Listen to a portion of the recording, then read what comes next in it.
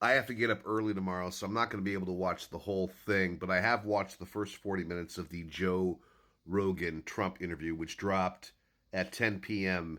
Eastern Standard Time. This is a carefully calculated strategy.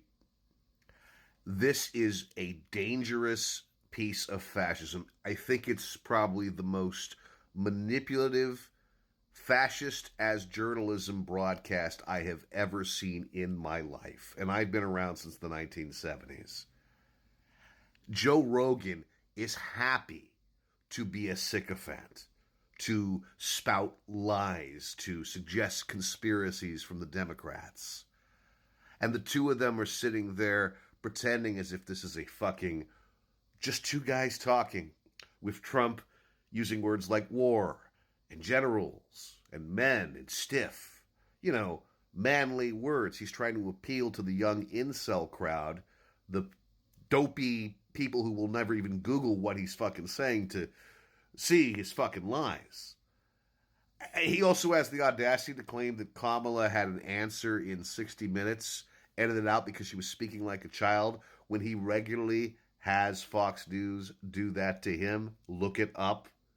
Multiple sources. I'm too aghast right now at what an evil fascist Joe Rogan is, for never once challenging Trump, for, if anything, serving as the Father Coughlin of our time. Yes, when the historians look back at this moment in the 2020s, Joe Rogan will go down in history as the Father Charles Coughlin of our time. You may recall that Charles Coughlin used radio to spread anti-Semitism and was extremely popular and extremely successful until he flew a little too extreme.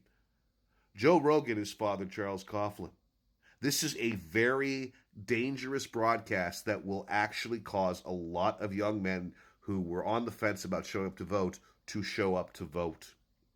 We better hope that the silent pro-Kamala crowd, which I also think is numerous, is enough to outnumber these 18 million people who listen to fucking Joe Rogan. I'm obviously generalizing about the audience, but these are the people who listen to him.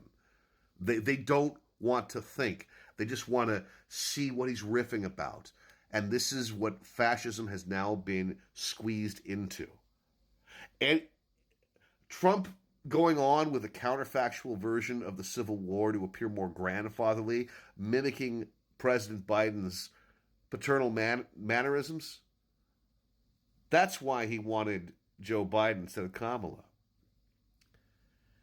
He wanted to show that he could be a better grandfather than Joe Biden to the American public, but he's a lying grandfather.